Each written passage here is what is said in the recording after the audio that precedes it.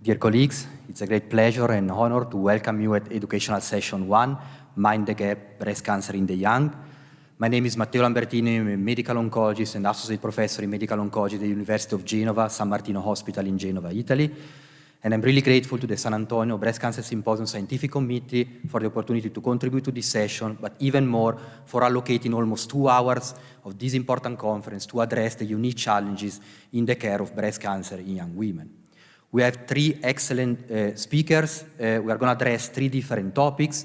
The first one being biology, with a main focus on the impact of reproductive factors on breast cancer risk and progression. Then we're going to address, as a second topic, ovarian suppression, which is probably one of the most complex therapeutic decisions that we make in the management of breast cancer in young patients. And finally, we are going to address survivorship issues with a special focus on those that are age-related, including fertility and pregnancy. Before starting the session, some housekeeping rules. So for the online audience and also for those of you that that don't feel comfortable to go to the microphone, you can submit your question scanning the QR code that you can see in the slides. We're going to have the Q&A session at the end of the 3 presentations. So before starting with the first talk, I wanted to introduce my co-chair, the patient advocate, Nadia Smith from Dallas, Texas. She has a Bachelor of Science in Business Administration and Marketing from Xavier University of Louisiana, an MBA from Jackson State University, works for KPMG as a Global Technology Program Management Consultant. She was in the best shape of her life when she was diagnosed with early-stage breast cancer at the age of 33 back in 2016. She has evolved from simply surviving to thriving as a breast cancer advocate, promoting awareness through speaking engagement, social media, radio, and television broadcast. She's involved with various organizations and initiatives such as the AACR, Susan G. Komen, and others.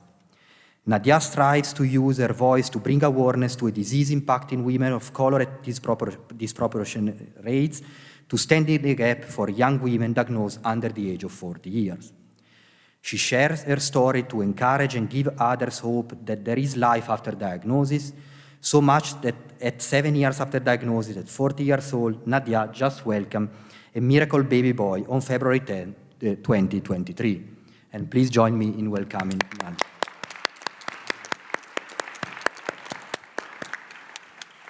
We're going to start with the first talk on biology of breast cancer in young women by Professor Camila dos Santos. She's Associate Professor and Associate Director of Diversity, Equity, and Inclusion at Cold Spring Harbor Laboratory in New York. Originally from Brazil, Professor dos Santos has dedicated her research at Cold Spring Harbor Laboratory to uncovering breast cancer risk modifiers. Her team has not only identified risk modifiers, but has also engineered a series of mouse models in which pregnancy demonstrates the potential to inhibit mammary tumor development. The Dos Santos group is now elucidating the intricate interplay between direct and indirect contributors to breast cancer risk, particularly in response to the physiological challenges inherent in the young female body. For her research in normal breast development and breast cancer, she has been granted a series of prestigious awards, including the AACR Breast Cancer Foundation Young Investigator Award and the Breast Cancer Research Foundation Award. Welcome.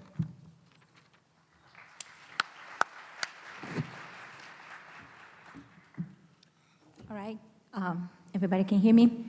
Thank you so much for the organizers for this incredible opportunity to share the work that we do in the lab, to study how change to whole physiology in the body, especially in young age, reproductive age, change not only breast development, but also change cancer risk.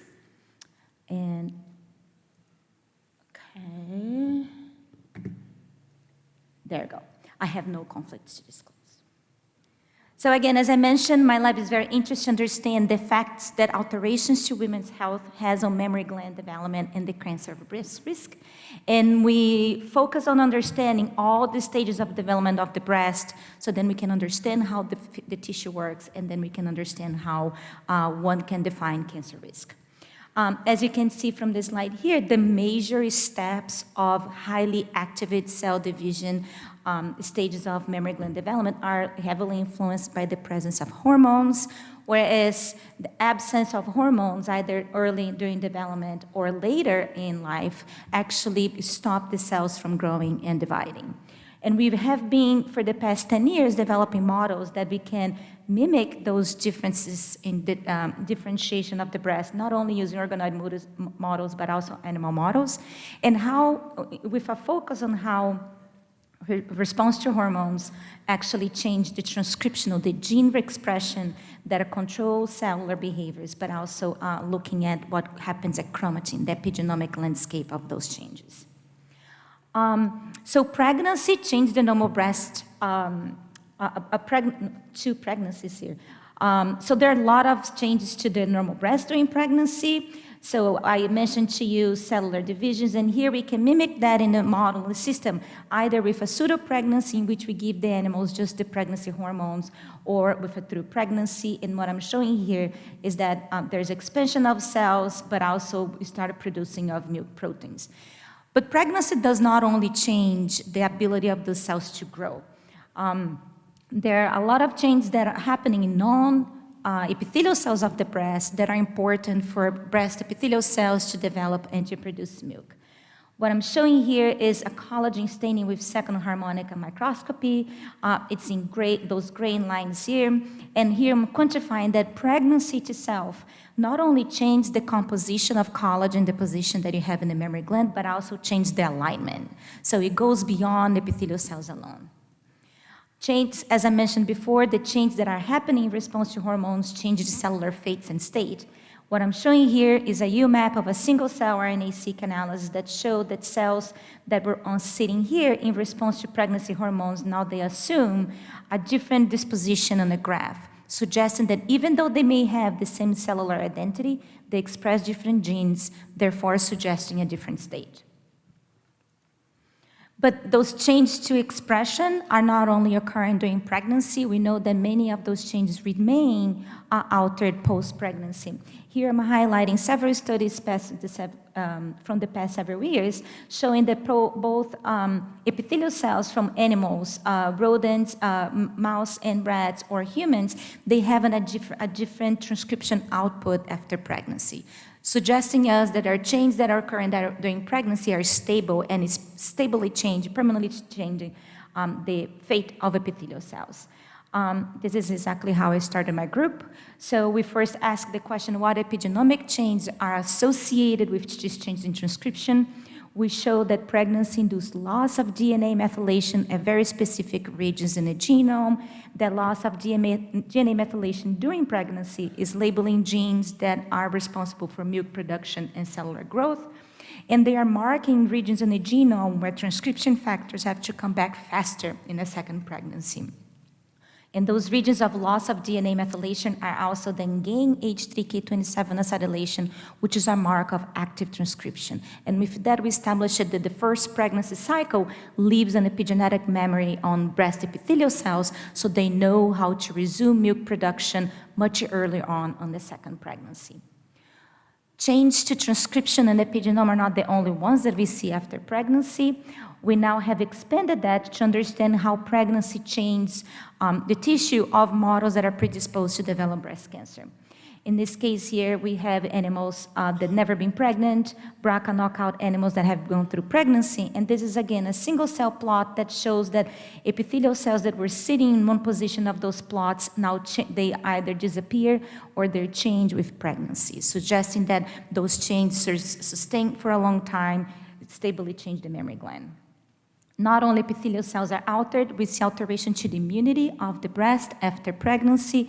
What I'm showing here is flow cytometry analysis of an unconventional type of T cells that we see that infiltrate the breast after pregnancy. They remain there long after pregnancy is gone.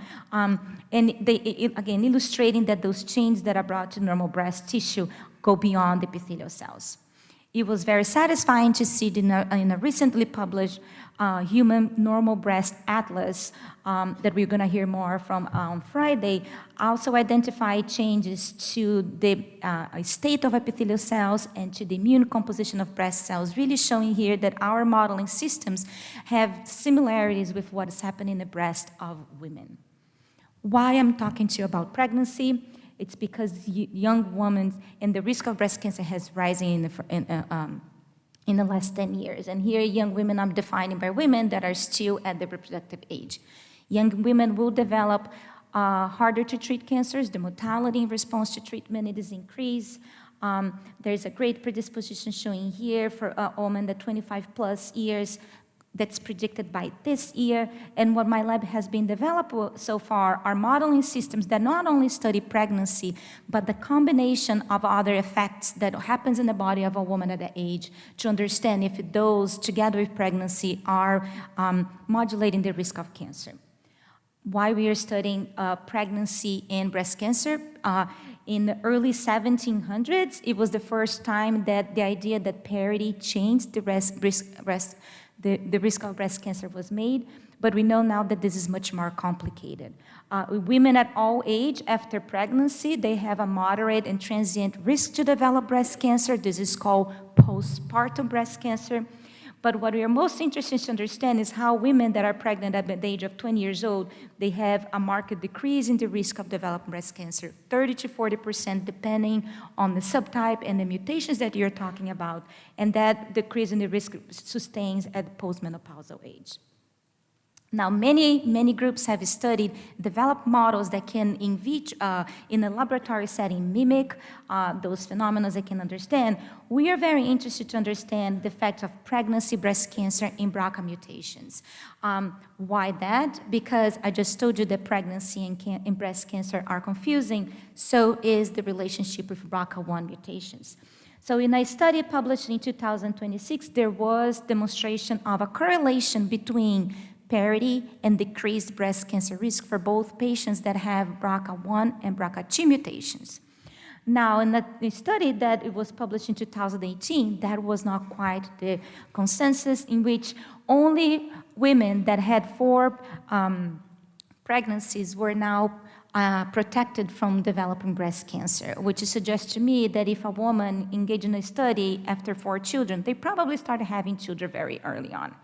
So what we have been doing is to develop mouse models in which we can isolate the effects of early pregnancy, the transient effects of a postpartum, and the menopausal effects of cancer risk to understand what has to do with prevention that then we can learn and manipulate across all those other models. So we developed 2 models in which we can mimic an early age of pregnancy and decrease breast cancer risk. In the first model here, we use a MYC overexpression system. We use MYC because MYC networks are one of the top upregulated networks that happen in BRCA1 mutant breast cancers. And using this system, we showed that never pregnant animals develop the equivalent to ductal invasive carcinoma, but animals that have been going through pregnancy early on in their life have a largely normal memory tissue. We then tested the question using a BRCA1 loss of function animal with 1 copy of p53 loss. And in this model, pregnancy inhibited the development of memory tumors by 80%. Suggesting here that we have 2 models and that we can move forward to understand the risk of cancer under the perspective of pregnancy. Using these 2 models, we made observation that MYC now binds to different regions in the genome, and when it's bound to different regions in the genome, now activates senescence of those epithelial cells that then undergo autophagy and phagocytosis by the system, and therefore that's one of the reasons why in this model, after pregnancy, epithelial cells do not engage into a neoplastic transformation. We also showed that during the infiltration of those unconventional T cells that I just presented to you a little while ago, it's very important for tumors to be inhibited in a context. We can use mouse models in which they lack these immune cell types, and in this case, they will develop memory tumors independent of pregnancy. We can then also target specific factors that control senescence in epithelial cells, and in this case, too, epithelial cells will develop into preneoplastic cells independent of pregnancy.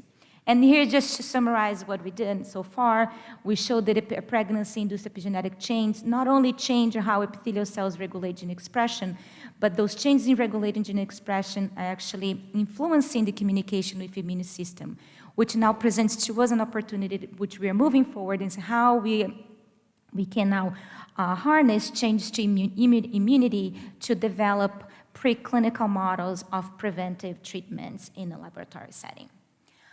But early age of pregnancy does not fully prevent cancer development. So about 60% of women that have early age of pregnancy would still develop breast cancer. So, and as we develop a model that now we can mimic early age of pregnancy, we have now applying those models to understand other parts of how pregnancy induces cancer risk, such as gestational breast cancer is a rare form of cancer that targets women at a young age as well, very hard to diagnose, very hard to treat, and we think that with our modeling systems, we can improve not only on diagnostics and detection, but treatment as well. And also understanding this peri to menopausal transition. We talk about risk of cancer at menopausal age, but we know that change that precede menopausal are very drastic with up and down of hormones and an array of different symptoms that I can explain to you later on if you want to. But we now plan on combining perimenopausal transition to early age of pregnancy to understand what does it change with tumors development, if tumors do develop, what is that perimenopause is changing from an early age of pregnancy. All of those models here are using the influence of hormones, pregnancy hormones, estrogen into cancer development. And that got us to think about other non-hormonal changes that could be going through, happening to women and could also influence the risk of breast cancer. And the one that I'm going to share with you here today is how the influence of a systemic response to urinary tract infections, or UTIs, as I will be referring to the rest of the talk, can develop mammary gland, can influence mammary gland development. Why UTIs? So as breast cancer, UTI, risk factor for UTIs is age. In this case here, younger women are presented with UTI more often than older women. And pregnancy itself can increase the incidence of UTIs just because of a hormonal and anatomy changes. 1 in 5 women will develop at least one UTI-like disease throughout their lifetime. 2 of those women will remain asymptomatic. The body will heal the infection. 2 other women would need the intervention of antibiotics, and with the first set of antibiotics, they will clear the disease. But 1 woman would require a very heavy intervention of antibiotics to clear that disease. To develop a model like that, we utilize uropathogenic bacteria E. coli that we can directly inject into the urethra. The bacteria will now attach to the wall of the bladder, develop as a UTI, is a self-healing system. Animals are sick for about 10 days with a UTI, meaning that we can detect bacteria in their urine, but then after that, the body fights the bacteria, and then they become UTI-free. We can treat those animals with broad-spectrum antibiotics as well, and in this case, UTI goes away. And what we found with this model is that histological signs of cystitis and venous scarring are present, so mimicking what we see in women. There's no bacteria in the blood or in the mammary gland. So this is a model of local infection. Bacteria is not circulating in the body or migrating to the breast. And the most striking phenotype that we noticed that happens that UTI-bearing animals have an increased collagen deposition of the breast, showing here in trichrome blue, in the blue area here, and this is quantified here. We can treat those animals with antibiotics, and now collagen goes back to normal. And we published this early this year, and to summarize everything that we've done so far from a wild-type normal mammary gland development, we discovered that UTI-bearing mice, they have increased collagen accumulation, increased neutrophil abundance in the mammary gland. This is not exclusive to the mammary gland. We see neutrophil in every single organ that we look at. Collagen accumulation is specific to the breast. We look at many other tissues, we could not see accumulation of collagen in other breast tissues. There's increased adipogenesis, and the change that we see here in the collagen are actually inducing YAP-dependent transcription and epithelial is expanding, the ducts are becoming hyperplastic. How can a UTI induce change to the memory tissue? So UTI induces systemic host responses. So the first thing that we look at are changes to the plasma of those animals, and the answer was yes. And the factor that causes the attention the most was TIMP1. TIMP1 is a metalloprotease inhibitor. It associates with MMPs in the tissues, and by this association prevents the ability to remodel collagen. They can also associate with integrins at the surface of the epithelial, the surface of epithelial cells and activate anti-apoptotic pathways in the cell. We see that TIMP1 is markedly increased in animals with UTI. We treat them with TMS. It goes back to normal levels. So the question that we ask, can we target TIMP1, and would that revert the symptoms that an animal have with a UTI? So we develop a model in which we can give mice anti-TIMP1 neutralizing antibody. They're fine. There is no body weight loss here.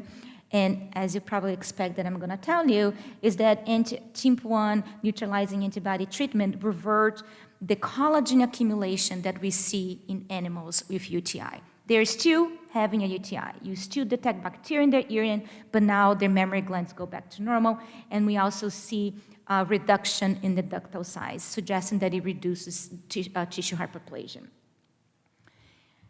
Is there a correlation between UTI and breast cancer? So Stephen Lewis, an MD PhD student in the lab, he went into the GeneBase UK biobank and asked what other comorbidities are associated with BRCA1 mutations.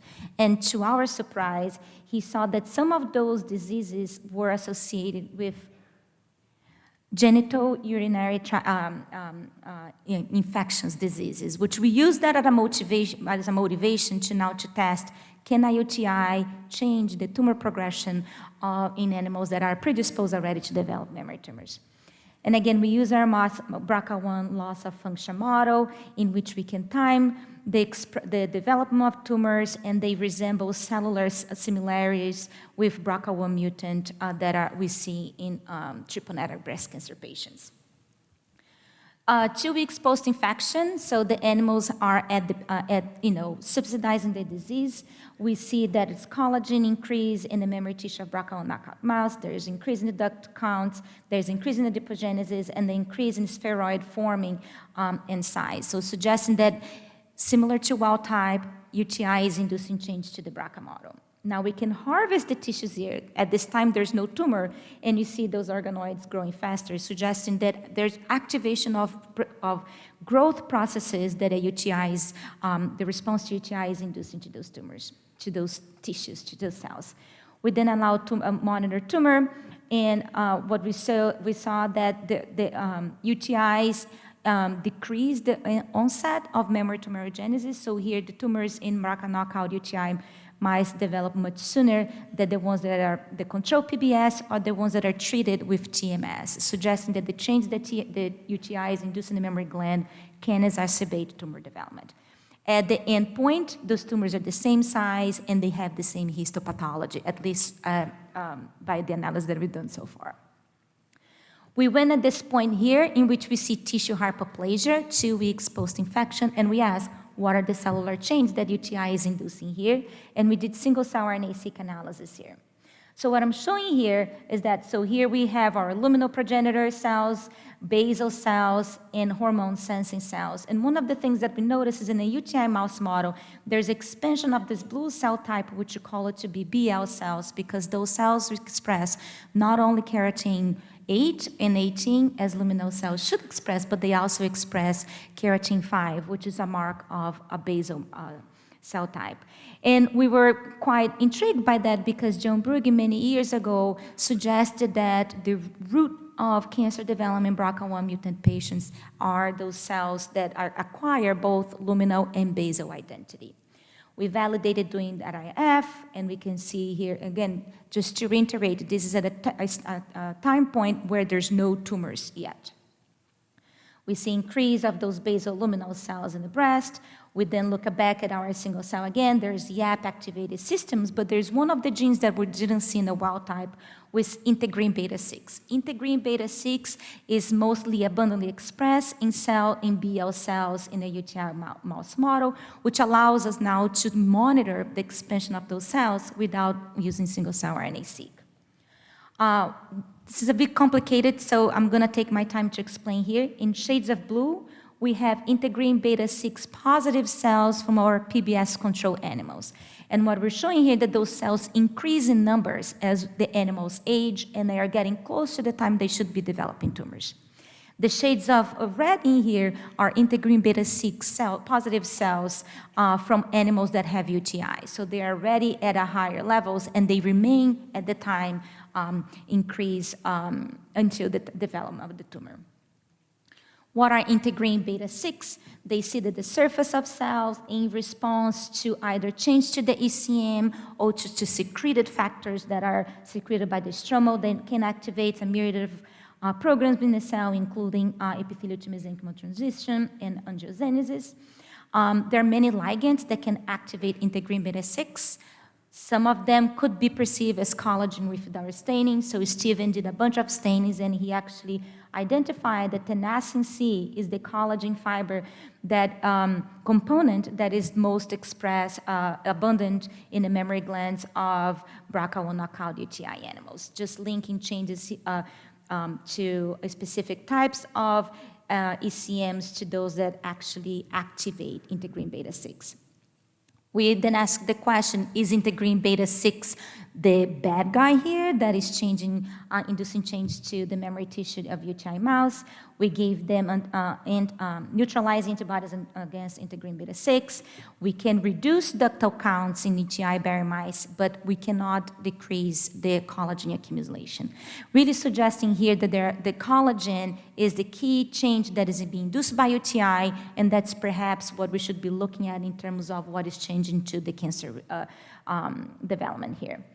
We did a plasma cytokine array again. We saw that TIMP1 was upregulated here too. We also see CXCL13 here as well. We ask which one of those are actually the most important for collagen accumulation. So we treated animals with recombinant protein, and only animals that receive recombinant TIMP1 have an increase in collagen deposition. The ones that increase CXCL13 do not. And I can elaborate what we think that this is up if questions come. We then apply our TIMP1 antibody neutralizing treatment into BRCA1 animals that had UTIs. And TIMP1 targeting here decreases collagen accumulation in UTI-bearing animals that are BRCA1 knockout. It also decreased tenascin accumulation, and most importantly, it draws back the tumor development to what it was to much longer late onset of tumor development. So what I showed to you today is that in UTI-bearing mice, at least wild type, there are changes to the ECM, immunity, adipocytes, and ductal size that are induced by UTI. In a BRCA1 knockout mouse, we don't see expansion of neutrophils in the tissue, but we do see increased accumulation of collagen, adipogenesis, and YAP-dependent transcription. More specifically, YAP-dependent transcription and collagen in the BRCA knockout are then being remodeled by TIMP1 levels that then are leading to the upper expression of integrin beta-6 at the surface of very specific subtypes of epithelial cell. Not all cells are having that gain of expression, and that is speaking to the tenascin, which is at part of the collagen deposition here. This leads to an early onset of memory tumorigenesis, and then we can target every single one of those pathways if we treat BRCA1 knockout animals with a TIMP1 neutralizing antibody. I wanted to acknowledge everyone in my lab that has supported the development experiment, specifically Steve Lewis, that he's here in the audience, at least I hope so, for doing most of this work, and Sarah Tovar, a very incredible and talented high school student that we have in the lab.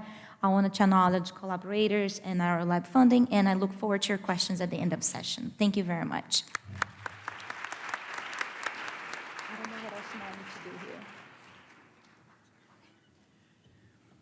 Our second speaker today is Professor Prudence. She's a breast medical oncologist, clinician researcher, co-lead of the breast medical oncology at Peter Mac Cancer Center in Melbourne, Australia. She undertook a medical oncology fellowship at Memorial Sloan Kettering in New York and then returned to Australia. Prue is a member of the Scientific Advisory Committee of Breast Cancer Trials Australia, New Zealand, and IBCSG cooperative groups. She's a member of the St. Gallen Early Breast Cancer Expert Consensus Panel, the Advanced Breast Cancer International Consensus Panel, and the Steering Committee for EBCTCG. She chaired the Steering Committee for the premenopausal soft and text adjuvant endocrine trial, so she's definitely the right person to discuss on ovarian suppression. Thank you.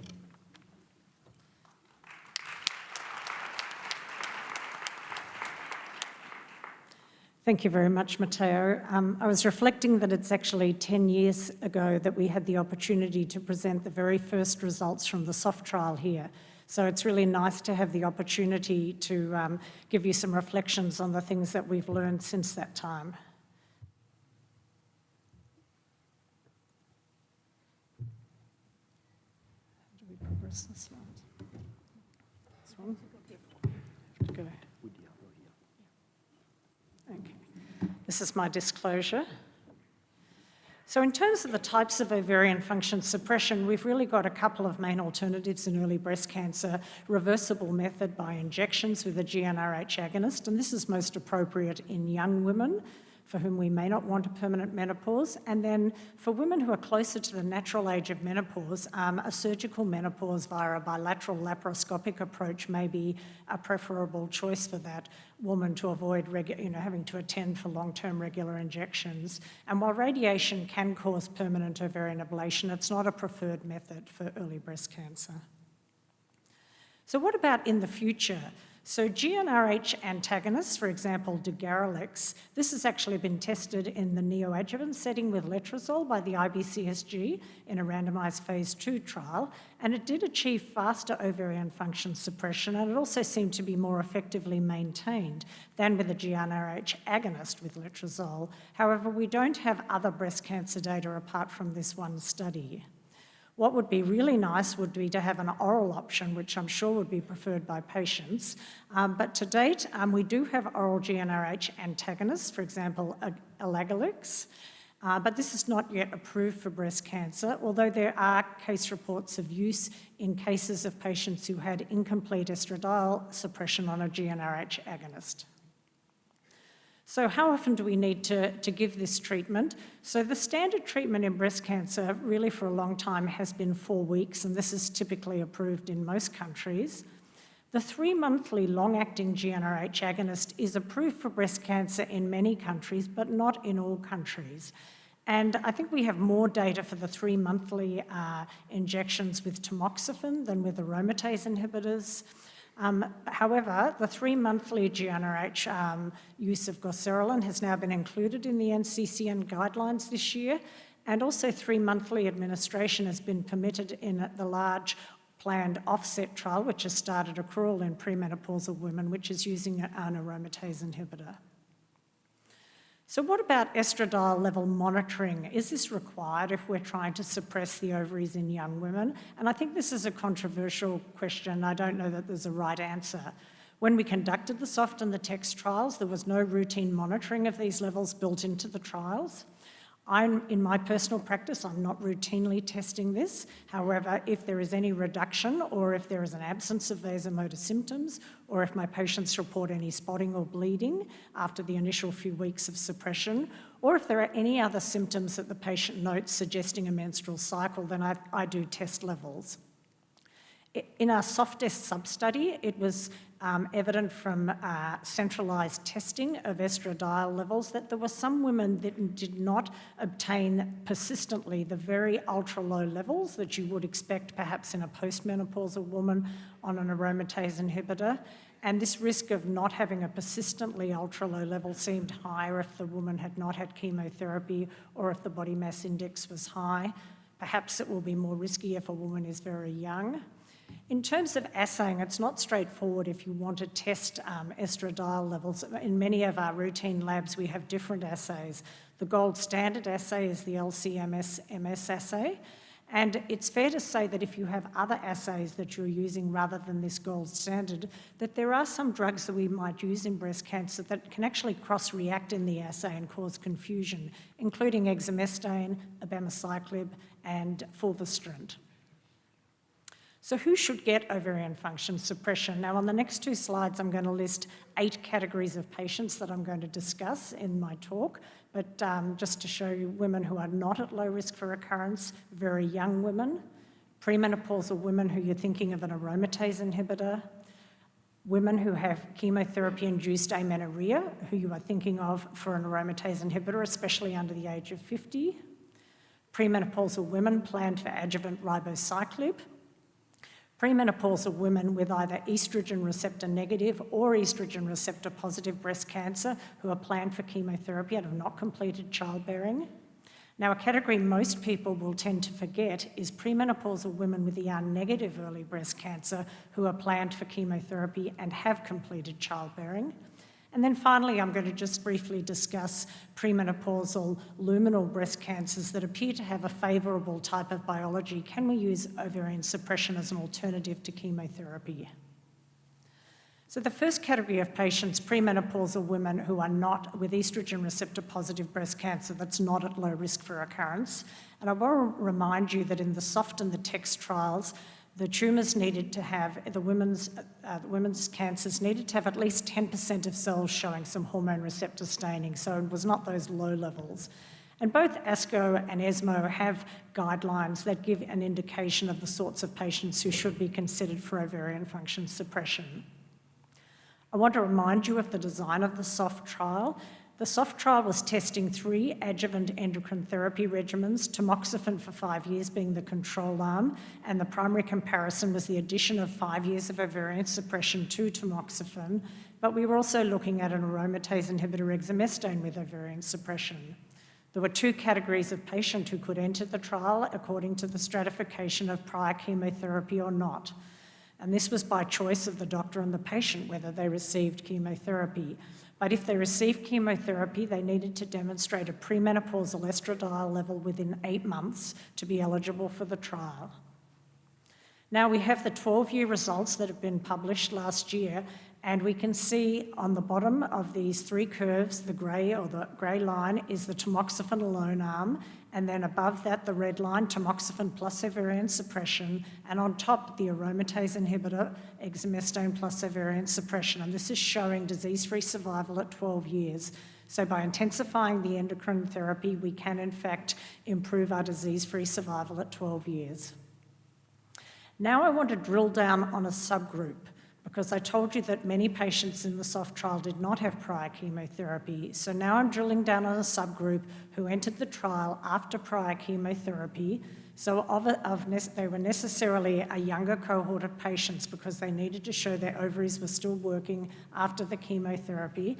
And I'm showing you those with HER2-negative tumours. And here I'm showing you overall survival at 12 years. And again, you can see an incremental improvement as the endocrine therapy is intensified with the use of ovarian suppression, either with tamoxifen with the red curve or the aromatase inhibitor with the blue curve.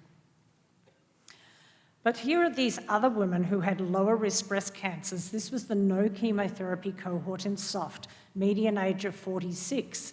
And what you can see is that all the 3 curves are pretty much on top of each other.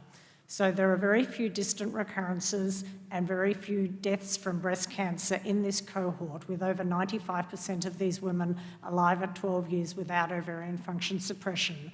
So there are clearly premenopausal women that can do well without chemotherapy and with tamoxifen alone.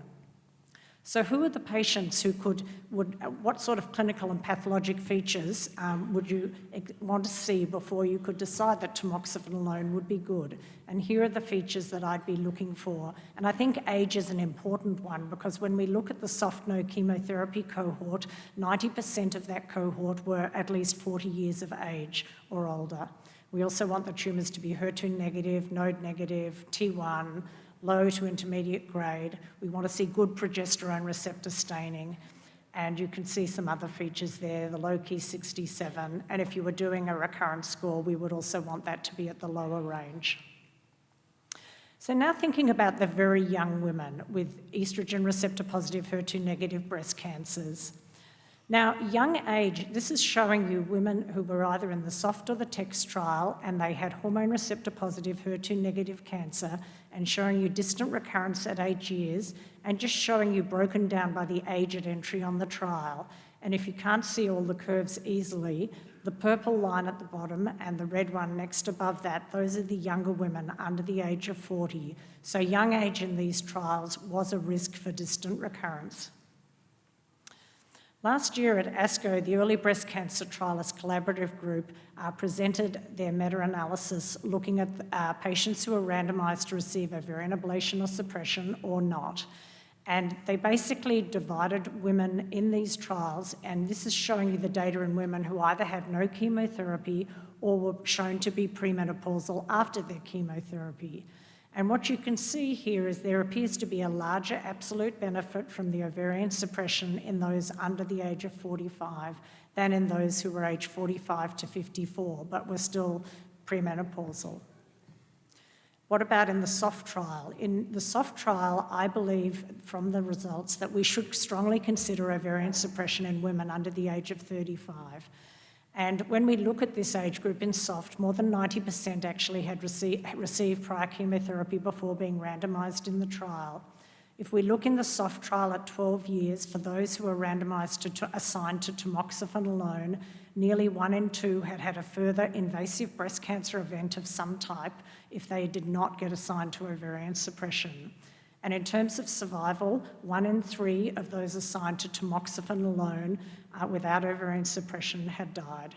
And we see a meaningful overall survival improvement with the ovarian suppression arms in SOFT at 12 years in this cohort of under 35 patients who have ER-positive, HER2-negative tumours. Adjuvant endocrine therapy and non-adherence is common, and it's particularly common in young patients. I'm showing you here some percentages of patients who did not continue to adhere to their ovarian suppression that they were assigned in the SOFT trial. And you can see it increased over time, and it's understandable. There are many reasons for toxicity, for pregnancy, and other reasons, turning up for injections every 4 weeks for years. You can understand this. Certainly side effects are a common cause, and interventions might help, but actually not adhering to endocrine therapy has been shown to increase your risk of recurrence. And there was very interesting French data that was presented at ESMO this year. They had a national cohort, and they were looking at, here on this slide, I'm just showing you young patients, very young patients, and looking at the difference in outcome for those who had strict persistence with their endocrine therapy with no 30-day break, as compared to those who did have these longer breaks from their therapy, and they could see actually a 5.6% difference in their outcomes if they were completely adhering versus not able to adhere. So I think their adherence does matter. Okay, now looking at some other categories of women, if you have a premenopausal patient and you want to give an aromatase inhibitor, we know that aromatase inhibitors are really only effective if you give concurrent ovarian suppression in a premenopausal woman. Now, why would we actually want to give an aromatase inhibitor with ovarian suppression? Now, I'm just going to show you here the TEXT trial above and the SOFT trial below. And there were 2 common arms in these trials that we analysed together, which were the comparison of the ovarian suppression with the different oral agents. So why would you want to give ovarian suppression with an aromatase inhibitor? When we look at the patients in SOFT and TEXT who actually received chemotherapy, which was optional according to their risk features, the patients who had received chemotherapy or did receive chemotherapy had higher risk clinical and pathologic features, and they also had a higher risk of recurrence. And when we look at the HER2-negative chemotherapy cohorts in both SOFT and TEXT, we saw improved overall survival if the patients were assigned aromatase inhibitor therapy with exemestane with the ovarian suppression versus tamoxifen and ovarian suppression. And here I'm showing you the 12-year overall survival. On one side, the SOFT trial, the prior chemotherapy, and on the other side, the TEXT trial, all HER2-negative tumours. And with both trials, we got identical results. There was a 3.3% improvement in overall survival with the aromatase inhibitor as the oral endocrine therapy partner. And that 3.3% might be even a little higher if you look at some other high-risk features, for example, large tumour size. You can see here 4.5% absolute improvement in survival at 12 years, grade 3 tumours, it's over 5% improvement in overall survival in absolute terms. And there is an app that Meredith Regan, a trial statistician from the IRCCS, developed. And if you want to go and have a look at that, if you're not aware of it, you can put in different adjuvant endocrine therapy options and clinical pathologic features and get an idea of how the outcomes might vary. So what about if you have a premenopausal patient who you give chemotherapy to, they develop amenorrhea, and you want to give an aromatase inhibitor because of the data I've shown, but they're still, perhaps under the age of 50. I would argue that these patients need to be considered for ovarian suppression, and that's because there is a risk of reversal of chemotherapy-induced menopause when you commence an aromatase inhibitor, and this is really important. And the consequence of this is there is a risk of giving an ineffective oral endocrine therapy. And in fact, there's also been unexpected pregnancies in women in their late 40s who were started on this chemotherapy-induced amenorrhea and then an aromatase inhibitor. So this is an important point to remember. And here was one prospective cohort where they looked at women who had had chemotherapy-induced amenorrhea for more than 2 years and a postmenopausal estradiol level, and they were switched over from tamoxifen to exemestane, median age of 48, and most of them had had long-course chemotherapy.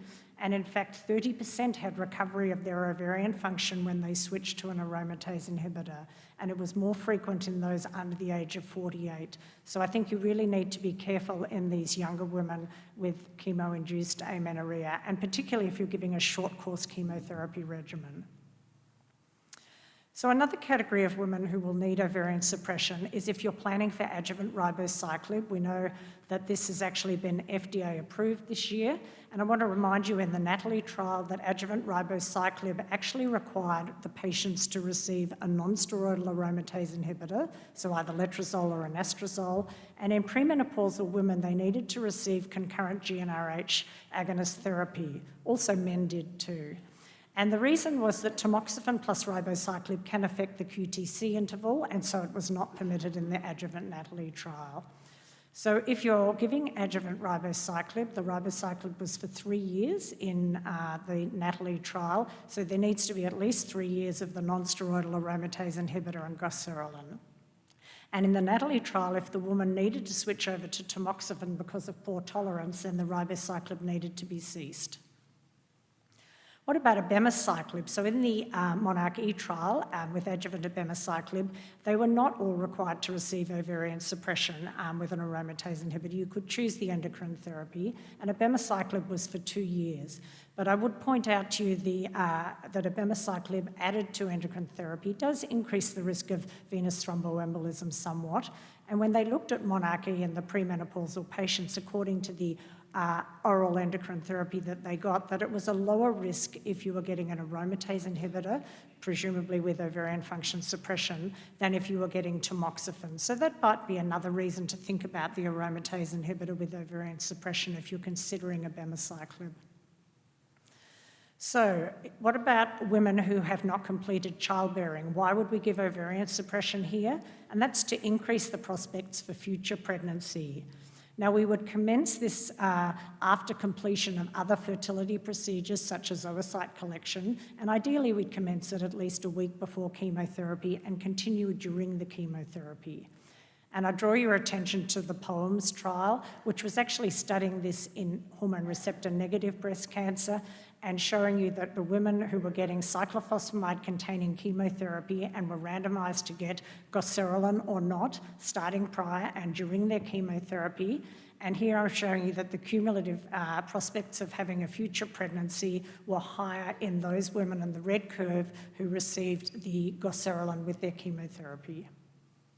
And here's a meta-analysis by my co-chair here showing that post-treatment pregnancies in a number of trials are more likely if the women were in a randomised trial where they were assigned to receive a GnRH agonist during their breast cancer chemotherapy. So this should not be the only manoeuvre offered, but it should be offered. So what about if we look at ovarian fertility protection? Is this a safe thing to do if you have estrogen receptor positive breast cancer, giving this ovarian suppression concurrent with chemo? And the meta-analysis would suggest that it does appear to be safe in estrogen receptor positive breast cancer.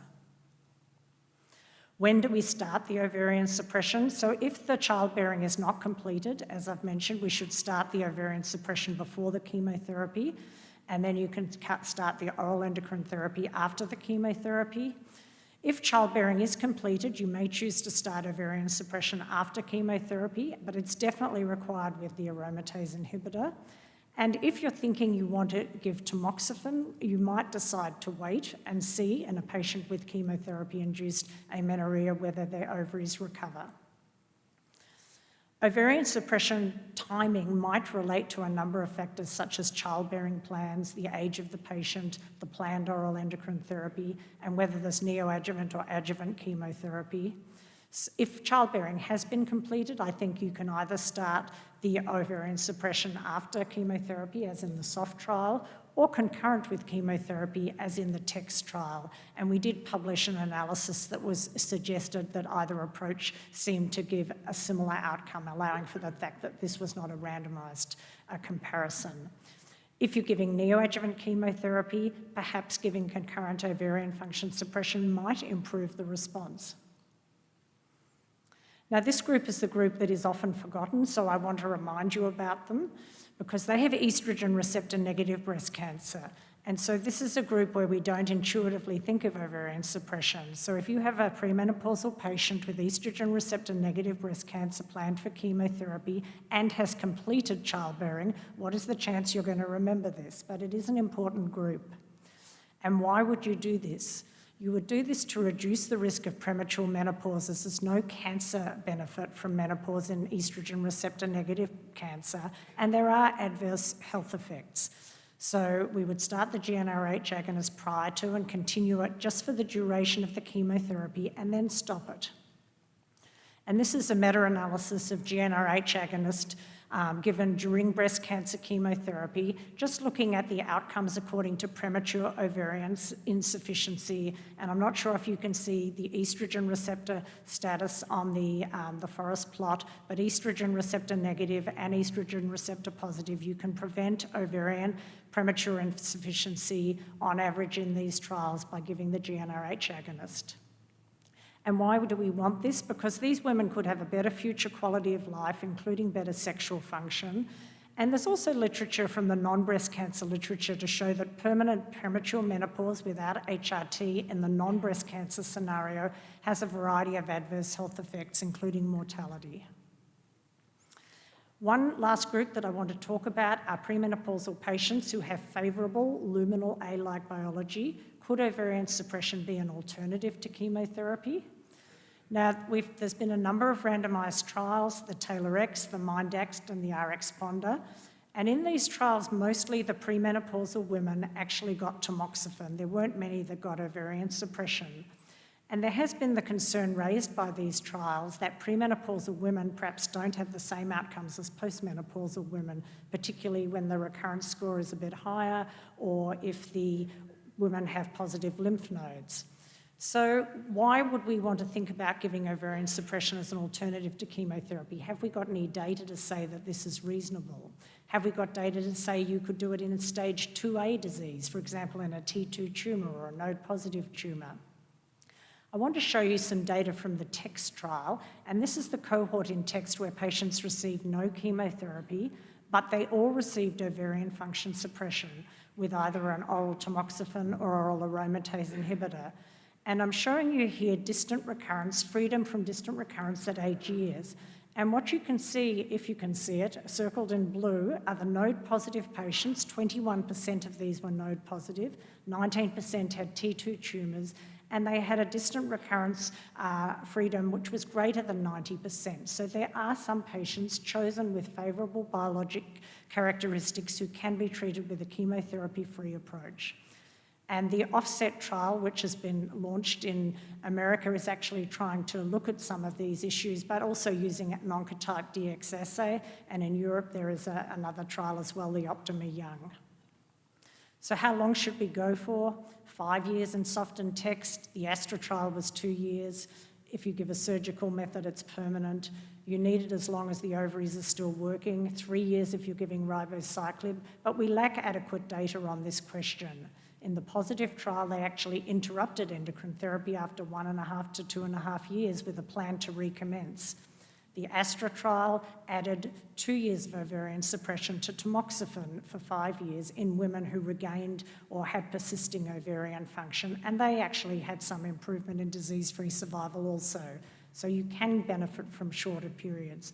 The only randomised data on the question of duration is a very small pilot trial looking at 2 years versus a longer duration and a small number of patients, and overall not a difference. But when they tried to drill down on very small subsets, the high-risk group perhaps seemed to do worse with the shorter duration. The positive trial interrupted adjuvant endocrine therapy, and I'm just showing you here the different types of endocrine therapy. So some patients did receive an aromatase inhibitor and ovarian suppression, and some received a SERM and ovarian suppression. And I'm showing you in the box over there, there's those cohorts and what was their chance of developing a breast cancer event. So there were women who did interrupt ovarian suppression in this trial, but we have 3-year data and we need longer data to understand the long-term implications. So in conclusion, adding ovarian suppression to tamoxifen reduces recurrence if there is residual function and the patient is not at low risk. If we use an aromatase inhibitor as an alternative to tamoxifen, we can further reduce recurrence. The absolute benefit is correlated with your baseline risk, and when the baseline risk is higher, the benefit will be larger. It will also be larger in very young women. Tamoxifen alone is still appropriate for low-risk features. Very young women should be considered for ovarian suppression. The risk of non-adherence is higher in very young women. If the patient doesn't tolerate 5 years, you can give less. You may need to switch to tamoxifen. You might consider interrupting, as in the positive trial. Ovarian suppression with chemo can increase the prospects of future pregnancy. Be careful with the aromatase inhibitor and chemotherapy-induced amenorrhea. And think of this ovarian suppression and ER-negative breast cancer to prevent unnecessary menopause. Thank you.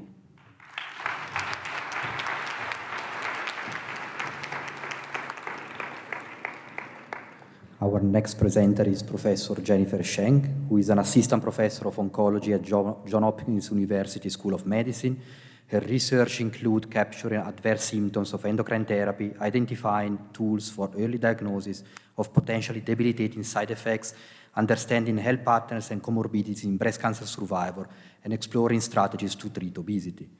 Professor Sheng focuses on personalizing and adapting weight loss intervention in breast cancer survivors, digitalizing provider and patient education, and enhancing quality of life during and after a breast cancer diagnosis.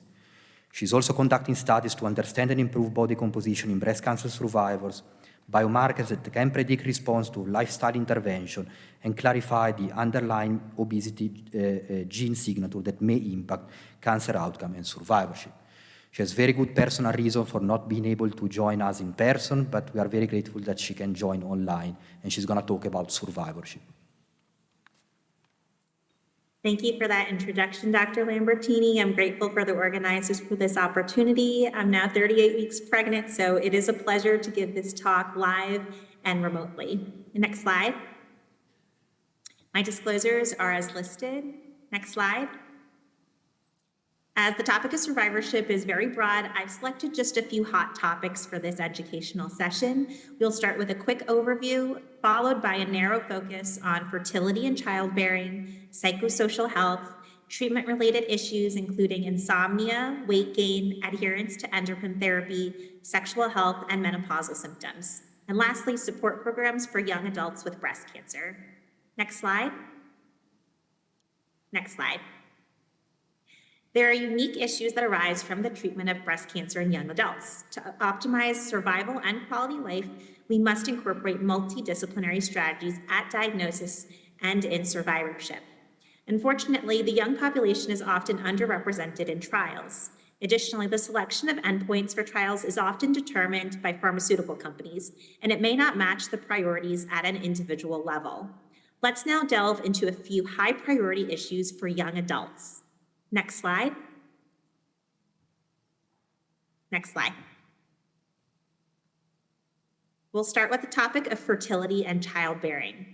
Discussion of fertility considerations is important at the time of diagnosis and throughout the care continuum to ensure patients can make decisions that align with their goals, preferences, and values. These goals need to be assessed before therapy. If fertility preservation is being considered, referral to an oncofertility specialist is needed. If desired by a patient, cryopreservation of oocytes, embryos, or ovarian tissue should be pursued promptly. At diagnosis, education and the development of premature ovarian insufficiency is critical, and the benefits and risks of GnRH agonists should be considered during treatment. Discussing the need for contraception is also important. After treatment, appropriate timing of pregnancy should be addressed, and if endocrine therapy is interrupted, patients should complete treatment after pregnancy. Next slide. Longitudinal fertility discussions are needed. In the Young Women's Breast Cancer Study, 36% of women reported interest in future biologic children within 5 years of diagnosis. And among women who attempted pregnancy, 69% conceived. Those who were 30 and younger, never had a pregnancy before, and not on endocrine therapy were the most likely to become pregnant. Next slide. This international multi-center retrospective cohort study included female participants diagnosed with invasive breast cancer at 40 years or younger between 2000 and 2020, carrying germline pathogenic variants in BRCA1 or 2. The black line in this figure demonstrates the overall cumulative incidence of pregnancy at 10 years was 22%. The median time from diagnosis to conception was 3.5 years. Additionally, at a median follow-up of 7 years, pregnancy did not worsen disease-free survival. In fact, patients with pregnancy had better breast cancer-specific and overall survival. Next slide. In the positive study, a single group trial evaluated breast cancer events after an interruption of 18 to 30 months of endocrine therapy in females aged 42 and younger to attempt pregnancy. The median age was 37, and the majority of participants did have stage 1 or 2 breast cancer. 74% had at least one pregnancy, and 63% had at least one live birth. It was a relief to see that the 3-year incidence of breast cancer events was 8.9% and not significantly different than the 9.2% in the control cohort. Next slide. Our current guidelines recommend a washout of 12 months after the receipt of chemotherapy, 7 months after the completion of trastuzumab, and 3 months after the discontinuation of tamoxifen. We need to keep in mind that more evidence is needed for newer drugs, including immunotherapy and targeted therapies. Next slide. With regards to the drugs with limited data to guide washout recommendations, general guidances are 3 months for CDK4/6 inhibitors, 4 months for pembrolizumab, 5 months for atezolizumab, and 1 month for olaparib. Recommendations for TDM1 and pertuzumab are forthcoming with the MOTHER study. Next slide. Assisted reproductive technologies include ovarian stimulation with hormones for IVF, embryo transfer, and intrauterine insemination. Fertility preservation includes ovarian stimulation with hormones and subsequent cryopreservation of eggs and embryos, GnRH analogs during chemotherapy. Neither fertility preservation nor assisted reproductive technologies have been associated with worse survival. The 5-year disease-specific survival was 96.9% in assisted reproductive technology groups versus 94.1% in those who did not pursue those. In a cohort study of women with BRCA1/2 pathogenic variants, there was no difference in recurrence at 5 years in those having a baby with or without assisted reproductive technology.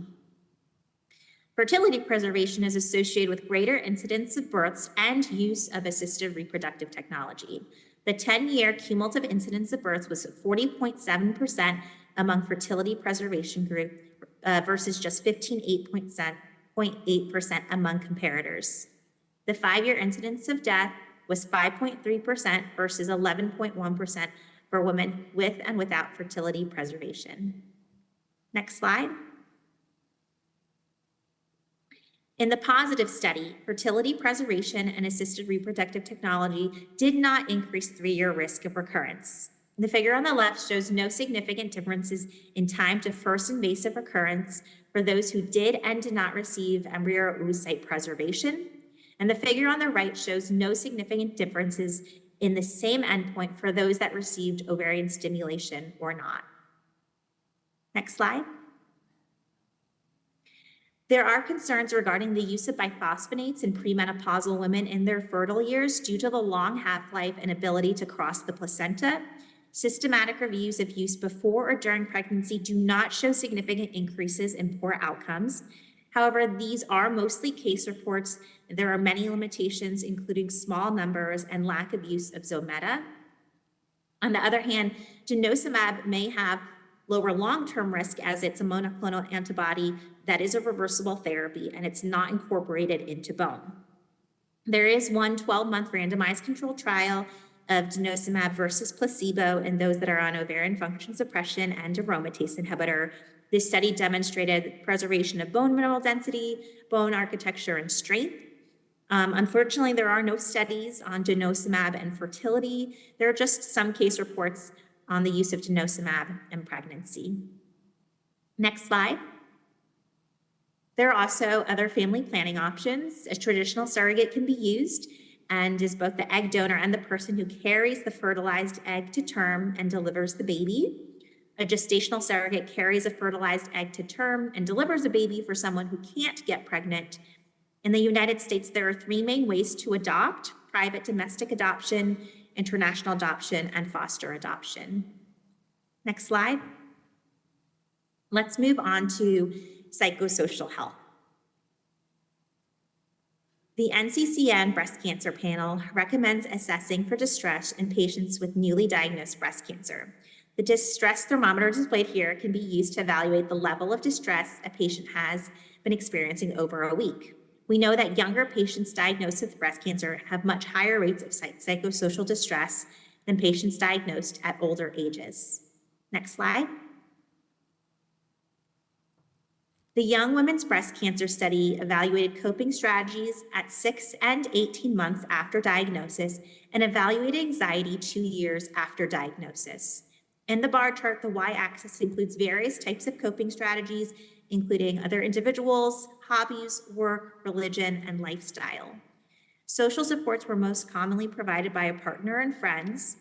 Those with greater reliance from other family at 18 months were less likely to have anxiety at 2 years. And those with greater reliance on alcohol, other drugs, or taking care of others were more likely to have anxiety at 2 years. Next slide. Fear of cancer recurrence is highly prevalent in young adults with breast cancer. At baseline, 65% of women reported that they were moderately or very much concerned about recurrence. This number decreased over time, with 48% reporting that they were very concerned about cancer recurrence at 5 years. Next slide. There is a cognitive existential intervention that may reduce fear of cancer recurrence. In this randomized trial, those in the intervention arm received 6 2-hour weekly sessions with structured topics, such as identifying triggers, inappropriate coping strategies, increasing tolerance for uncertainty, setting realistic goals, and so on. This intervention resulted in a greater reduction in fear of recurrence after treatment and 3 months thereafter compared to the control arm.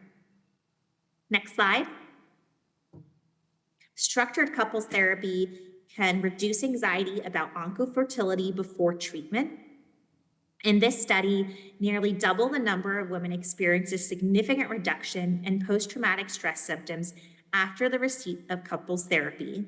The therapy also improved stress coping and marital communication for partners, and overall, the therapy improved consultations for fertility preservation and knowledge. Next slide. Now, let's highlight some treatment-related issues and approaches to management. Next slide. Can we go back one? Insomnia is highly prevalent during chemotherapy. Cognitive behavioral therapy for insomnia comprises sleep restriction, stimulus control, sleep hygiene. This is a standard of care. Bright light therapy is a low-cost treatment for circadian rhythm disruption. In this study, participants receiving chemotherapy were randomized to either 6 weeks of the combination of cognitive behavioral therapy for insomnia and bright light therapy, or treatment as usual plus relaxation audio. After 6 weeks, those receiving the combination treatment had clinically significant reductions in the level of insomnia. Additionally, if you look at the figure on the right, fatigue improved throughout the intervention and even at 3 months follow-up. Next slide. Another issue young adults with breast cancer is physical inactivity and excess weight. In the Young and Strong study, the median BMI of 25.4 fell within the overweight range, and women were randomized to a young women's intervention or a controlled physical activity intervention. In both groups, both physical activity and BMI increased significantly over time. Interestingly, provider attention to physical activity correlated with level of physical activity at 12 months. Those with provider attention to activity were exercising 100 minutes per week versus 60 minutes per week in those without provider attention. Next slide. In this prospective cohort of women initiating endocrine therapy, we found that weight gain is common, especially for premenopausal women. After 60 months of follow-up, the cumulative incidence of at least 5% weight gain was observed in 67% of premenopausal women. Among premenopausal women, treatment-emergent pain, use of an aromatase inhibitor, mastectomy, and white race were associated with significant weight gain. Next slide. This chart summarizes the most updated evidence-based lifestyle recommendations from the NCCN. All patients should be educated about minimum activity of 150 minutes per week, resistance training, and nutritional guidances. I'd like to highlight that red meat should be limited to 18 ounces per week. Alcohol should be used sparingly, if at all, and up to 3 servings of soy is noted to be beneficial in overall health. Next slide. The breast cancer weight loss trial has randomized over 3,000 patients with breast cancer with a BMI of at least 27 to a weight loss intervention versus control. Those that were randomized to the weight loss intervention lost an average of 4.8% of baseline body weight at 12 months versus a 0.8% weight gain in the control group. The intervention yielded less weight loss in premenopausal women and in those who identified as Black or Hispanic. These findings highlight that tailored weight loss interventions may be needed to augment weight loss in Black and younger patients. Next slide. Another issue in young adults with breast cancer is adherence to endocrine therapy. Discontinuation rates of first prescribed endocrine therapy in premenopausal women was about 35%.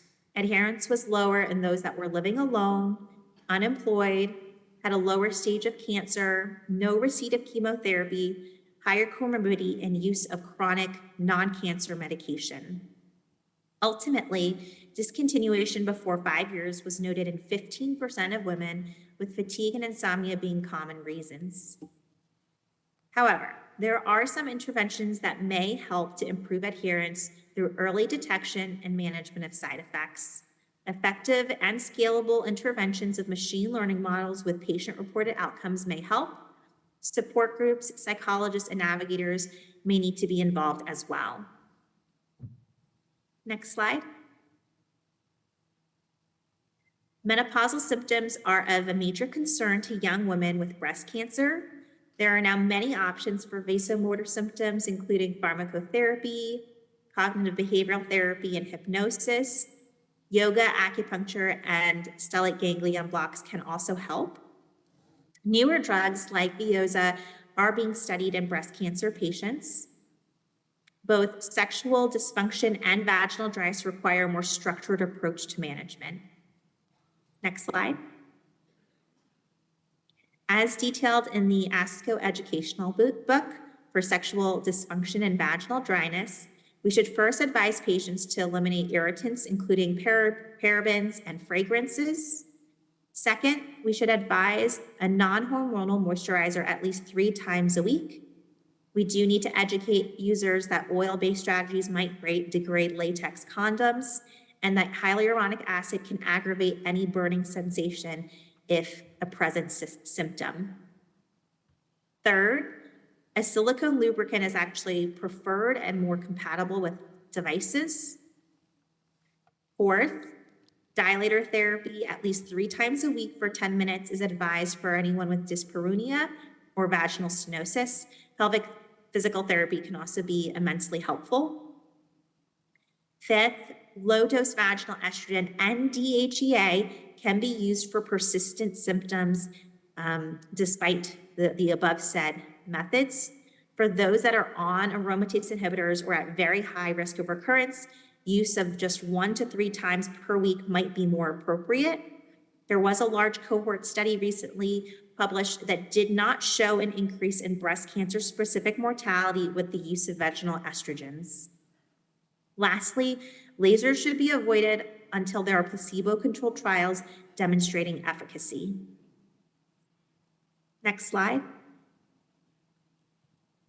With regards to low libido, there are 2 FDA-approved medications in the general population. Addie is used daily at bedtime, and it has a small study of women on endocrine therapy showing improvement in desire, lubrication, and satisfaction after 6 months of daily use. Vyleesi is only used on demand and has not yet been studied in breast cancer survivors. Next slide. There are many more potential toxicities from endocrine therapy and some evidence-based strategies for the management of musculoskeletal symptoms, low bone mass, alopecia, fatigue, insomnia, and ocular issues. Next slide. There are randomized controlled trials providing compelling evidence for interventions.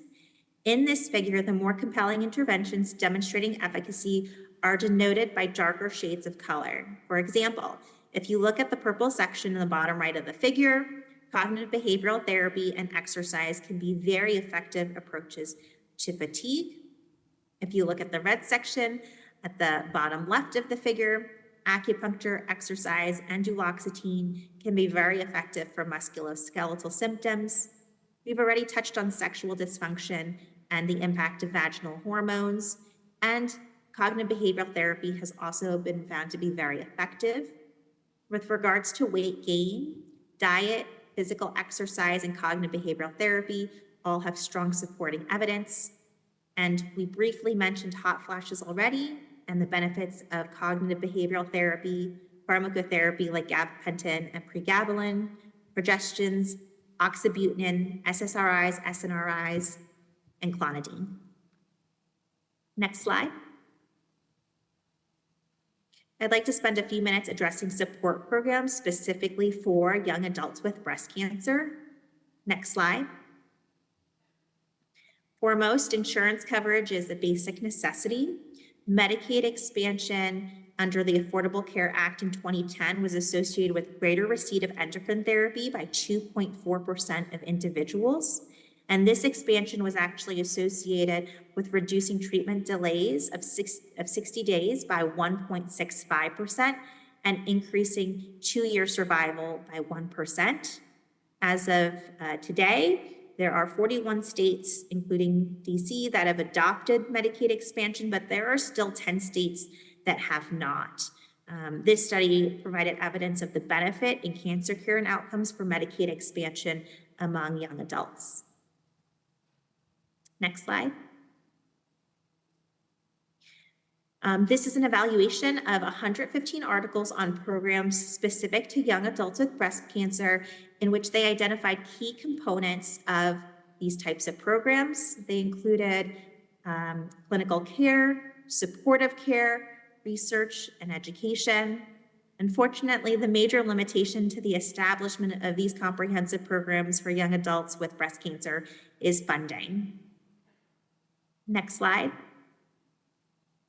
Supportive programs ideally include a very large multidisciplinary team, should involve a social worker to address income loss, return to work, financial support, peer support groups, an oncofertility specialist to address gonatotoxicity and fertility preservation, a menopause specialist to address cancer-related menopausal symptoms, a pelvic floor physical therapist to address bowel, bladder, and sexual function, sexual pain, and return to intimacy, a psychologist to address fear of recurrence, body image concerns, sexuality, and intimacy concerns, and a child life specialist for children and families. Obviously, the major limitation here is resource availability to provide all of these much needed services. Next slide. I'd like to conclude my talk with the following key points. Pregnancy and assisted reproductive technology are not associated with worse survival. There is limited data, however, on new drugs and the impact on fertility. Young adults have high rates of psychosocial distress, and helpful strategies might include cognitive existential interventions and couples therapy. Improving adherence to endocrine therapy may require machine learning models that integrate patient-reported outcomes, and also ensuring that there's access to support groups, psychologists, or navigators for patients. Premenopausal women gain significant weight after diagnosis, are insufficiently active, and have greater difficulty with weight loss despite lifestyle interventions, and targeted approaches are needed in the future. Vaginal lubricants and moisturizers are the primary non-hormonal treatments for sexual dysfunction and vaginal dryness. Newer drugs like Veoza, Addy, or Vyleesi may help with vasomotor symptoms and low libido, but further studies in breast cancer survivors are needed. And lastly, a multidisciplinary supportive program for young adults with breast cancer may help to optimize clinical and supportive care, but are often limited by funding and resource availability. Next slide. Thank you everyone for your attention.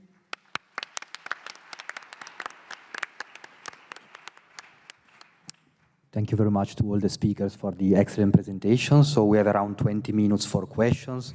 There are two microphones in the room, one on the right and one on the left. We have got a lot of questions online, but I wanted to give the opportunity to the people on site to ask questions before asking those of the online audience. Okay. Yeah, please. We cannot hear you, sorry. Can you hear me? Yeah, now yes. Okay. You showed a 3% survival benefit in text and soft for HER2-negative women who got an AI in ovarian suppression as opposed to tamoxifen in ovarian suppression. But what about the HER2-positive subgroup? Didn't it show the opposite? And should we be treating these subgroups differently? So it's true that the majority of patients in soft and text had estrogen receptor positive HER2 negative tumours, so we have a fairly large data set. There was a minority that had HER2 positive, hormone receptor positive cancers, and because of the era in which the trials were conducted, these trials started randomising at the end of 2003, which was before we had the adjuvant trastuzumab data. So there were patients in the soft and text trials with HER2 positive cancers who did not receive adjuvant HER2 targeted therapy.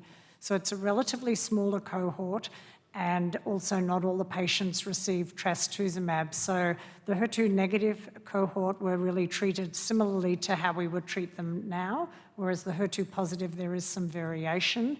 Allowing for that, it was not as clear in the HER2 positive cohort, if there was a clear benefit to a specific endocrine therapy in soft, it looked like perhaps the ovarian suppression and tamoxifen was looking, to be, preferred. But I would say there are caveats with a small sample size. Not everybody got adjuvant trastuzumab, and so I feel those data are less secure, whereas the data really is fairly consistent that if the tumour is HER2 negative, that the best, most intensive endocrine therapy, the one with the aromatase inhibitor and ovarian suppression, looks to reduce recurrence. Thank you. Here on the left, Dr. Vogel. Yes, thank you. Dr. Francis, a wonderful presentation. So you haven't cured everybody. Are there some patients you would want to give endocrine therapy longer? And if there are, what endocrine therapy do you think we should give or we should study? Because I don't think anything clearly works as endocrine therapy after 5 years of an aromatase inhibitor. So it's true we don't have randomised data for premenopausal women beyond 5 years of ovarian suppression. In the SOFT and TEX trials, patients were assigned to, if they were assigned to ovarian suppression, it was for a 5-year period, and the trial protocol was actually silent to what endocrine treatment, if any, they received afterwards, and that was varied according to whether they wanted to have a pregnancy, whether they wanted to continue, but the ovarian suppression medication was not provided by the trial after 5 years. I mean, we can probably learn something from the postmenopausal situation, and in the postmenopausal situation, the extension of aromatase inhibitor therapy beyond the 5-year time point certainly reduces contralateral events, locoregional events, perhaps less so for distant recurrence. However, if you look at the patients who were entered into those randomised trials of postmenopausal women looking at extension of aromatase inhibitor beyond the 5-year time point, many of those women had quite low-risk cancers. They were node-negative cancers, a lot of 1 to 3 nodes, and actually not so many that had 4 or more nodes or 10 or more nodes, the subgroups that we really worry about. And, my feeling in my own practice for postmenopausal women is if they have a very heavy nodal burden, I would like to go on longer than 5 years, even if I don't have perfect data. I know the Oxford Overview Group are working on a meta-analysis for the postmenopausal situation, looking at the extension. Premenopausal women have a lot longer to still have an event. Reassuringly, thus far, we aren't seeing problems with mortality, increased mortality from the ovarian suppression itself. But I think, and if a woman is close to the natural age of menopause, I'd be happy with a laparoscopic bilateral oophorectomy and then perhaps a longer aromatase inhibitor. But I think the most complicated group is the group that is very young to start with, and we really don't know how long to keep going. But I think perhaps the message that we see in many trials, if there is a high absolute risk of recurrence, then perhaps that's where you might find any benefit from more intensive therapy of any sort. Indeed, on this subject, there has been a lot of online questions, both HER2 positive as well as duration beyond 5 years. I see other 2 people standing, and then I'm going to ask a few questions online. Hi, Melanie Sheen, New Orleans. There is a glaring gap in this discussion, which is in racial and ethnic diversity.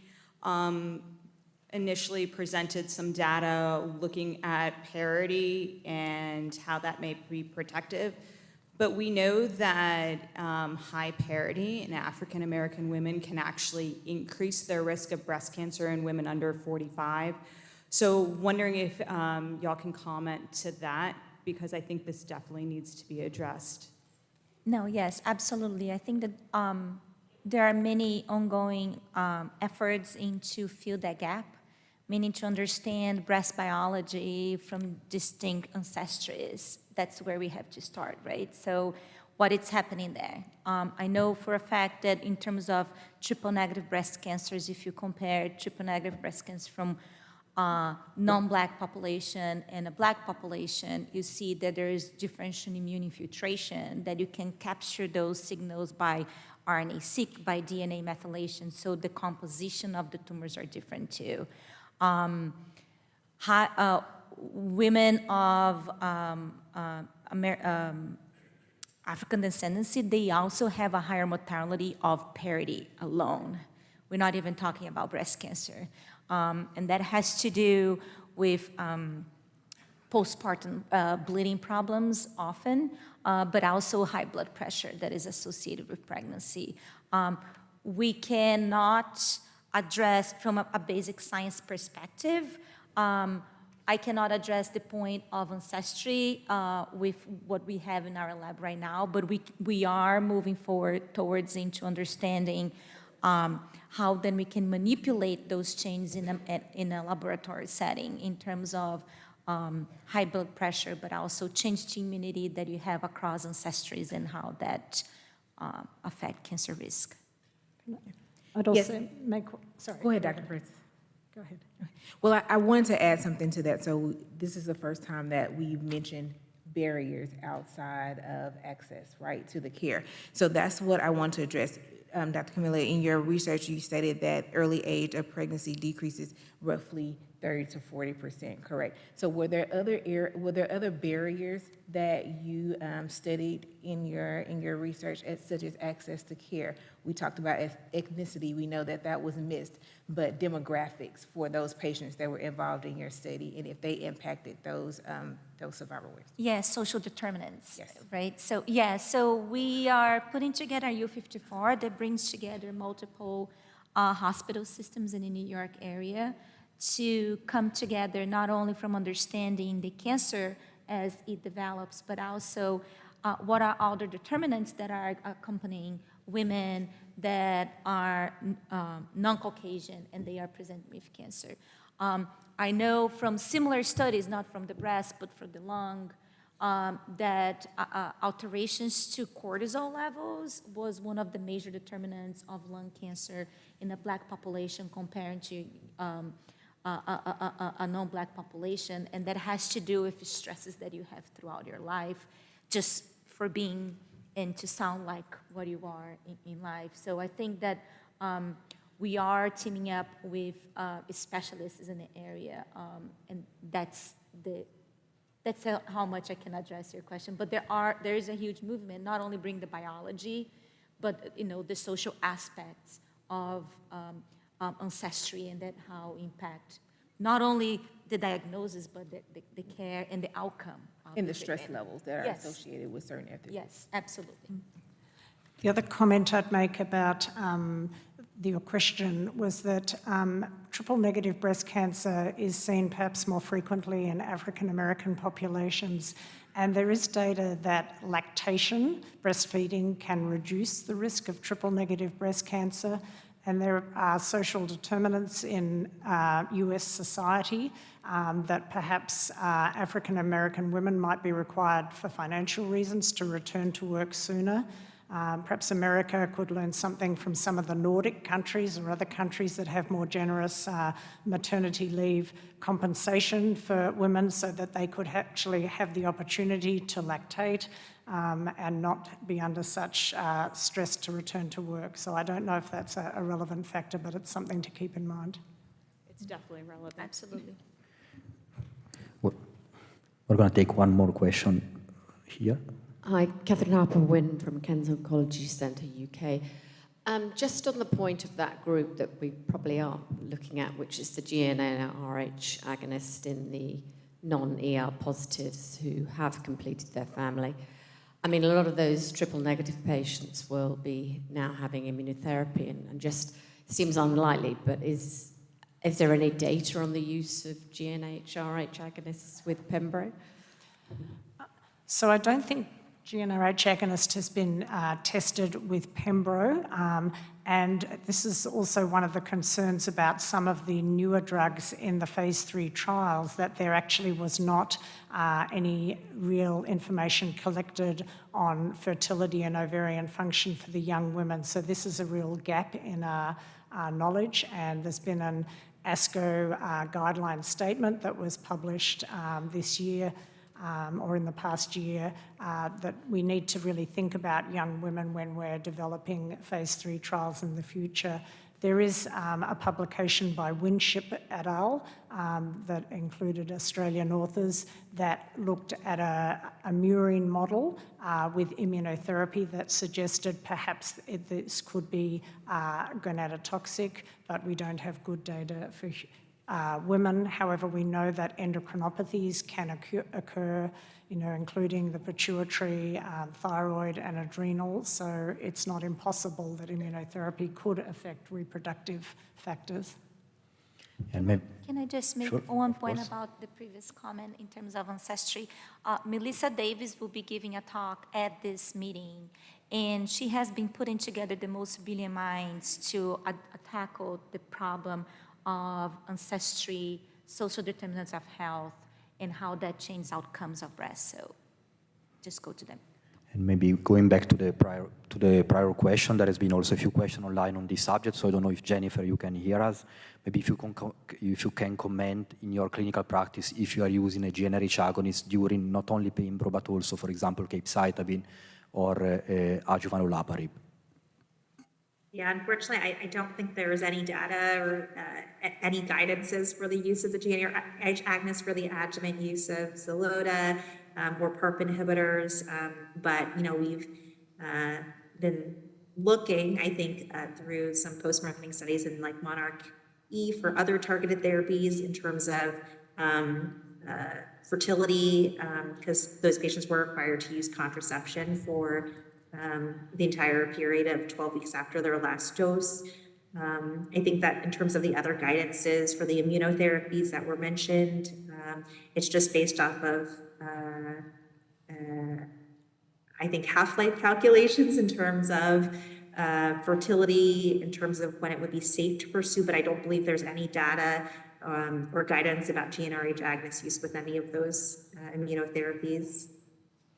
And maybe one more question online for you, Jennifer. You have discussed the use of topical estrogens. Can you give some insights on the use of systemic estrogens, if you have safety data, and also in the advanced setting? Yes, so I would say that the oral estrogens are still contraindicated for our patients, especially those that have had hormone receptor positive breast cancer. I think the most robust cohort studies right now have looked at just purely vaginal estrogen use in terms of whether or not it impacts breast cancer specific mortality. So at this present time, I don't think that there is any reassuring evidence that it would be okay to use oral estrogens in that population. Okay, thanks. I have a question for Camila. You talk about UTI and breast cancer risk could be related to a microbiome imbalance between gut, bladder, and breast tissue. Yes, so the question is if whether the presence of a UTI could change the microbiome overall, and that could be increasing the risk of cancer. So there have been studies suggesting that as tissues progress from a normal into a pre-neoplastic tissue, especially in patients with genetic predisposition to cancer, there are changes to the microbiome of the breast. Through the surface, we studied that, and we didn't see those changes. So we didn't look at that comprehensively, but like from the surface that we scratched, we didn't see change to the microbiome. Yes. Thank you. And one more question. You talk about UTI, but other data with other infections? Yes. So we are trying. So there is arthritis is something that women that are around the reproductive age are at increased risk to develop, and we are trying to develop a model so that it's not an infection, it's more of inflammation. Mastitis, that is an infection is directly to the breast, and happen is associated with lactation, have been described links with increased risk of developing mastitis and increased risk of breast, but I would though suspect that the change that we are seeing for distal infection are very much different from the change that we will see when an infection is direct on the tissue. We are thinking too that other sexually transmitted infections could have a risk in terms of changing the host response and how those changes to the host response could change breast health. Thank you. Then we have a lot of questions on OFS use, so I'm going to ask at least a couple that are very relevant in clinical practice. So you made a quite strong statement that patients below the age of 35 should receive ovarian suppression, but in the case you have a patient below the age of 35 with a T1 and 0, grade 1 tumor, so sort of low-risk tumor, would you still consider her for ovarian suppression? Well, I'm very influenced by the data that I showed from the SOFT trial, that there was a very high incidence of further invasive breast cancer events in the patients who were randomized, who were assigned to tamoxifen alone. So I am very wary in these very young women. And when we've done from my centre, Peter MacCallum Cancer Centre, from the laboratory of Shireen Loy, Stephen Lewin, a PhD project, looked at the genomics of the tumours in the women in the SOFT trial. And what they found was that as the women got younger, towards the under 35, they had more genomic adverse features. And so these may not always be obvious from the grade, perhaps. So some of the features they saw were HRD features, and also, PIK3CA mutations, but with, copy number alterations associated. So there are more frequent genomic adverse features. So I am concerned in that very young group. I do feel anxious. I mean, it's a discussion with the patient, obviously. And I have a comment in reference to that, those young patients that are not undergoing chemotherapy. Say for me, for instance, I was diagnosed at the age of 33. I made the decision not to undergo chemotherapy, but I did have radiation therapy. So is OFS something you would recommend for a patient, for me, being hormone receptor positive, ER/PR positive, HER2 negative? Well, the radiation therapy, I think, is more of a loco-regional decision. So I think for the systemic therapy in the very young women, I prefer to consider some ovarian suppression in addition to oral endocrine therapy because of the events that we have seen in the SOFT trial. There are obviously some very young women who will do okay with tamoxifen alone, but there is that higher risk. And I think it needs to be a discussion with the patient about the observations from the trials and, make that decision, shared decision-making together. And another controversial issue is the endocrine therapy for ER-low disease, so ER expression below 10%. In premenopausal women, which type of adjuvant endocrine therapy would you consider if you consider to offer endocrine therapy? Okay, so I think you're referring to when the estrogen receptor is between 1% and 9% of cell staining. Yeah. So the first thing I will do is I will want to look at the core biopsy as well as the excised tumour, assuming you have both, because sometimes the percentage might be different. It might be higher in the core than the surgically excised specimen. And I will also be wanting to look at the progesterone receptor. But assuming everything looks really low, those patients were not allowed to be enrolled in the SOFT and the TEXT trial, so I don't think we can say that they need ovarian suppression as an adjuvant endocrine therapy to reduce breast cancer recurrence. We don't have data on that. They might receive it to protect or to try and help protect their ovaries. And we know biologically some of these tumours will behave more like triple-negative breast cancer. So I think it's not unreasonable to offer oral endocrine therapy to a patient with low ER and PR, or low ER, this below 10%, but I would offer it with the caveat that we don't know that it will be helpful, and I don't routinely recommend ovarian suppression. And very, very final question on the role of the anti-Mullerian hormone, so AMH, to decide also on the menopausal status and to decide if to go or not for OFS. Yeah, so I think one of the most difficult things is trying to predict whether an ovary can recover in the future or not, and particularly under the pressure of an aromatase inhibitor. And I don't think we're there yet. It's a very difficult thing to predict. And I don't know that we have enough data with AMH to say, we can say for sure that with an aromatase inhibitor that the ovary could not recover. So I think this is obviously an important area, and we do need investigation, because perhaps some women are unnecessarily receiving ovarian function suppression injections when their ovaries might never recover. But I don't think we've got enough data yet, in my view. So thank you very much. Thanks a lot to all the speakers for the great session, and thank you very much to you all for being part of the session. We close it and enjoy the rest of the conference.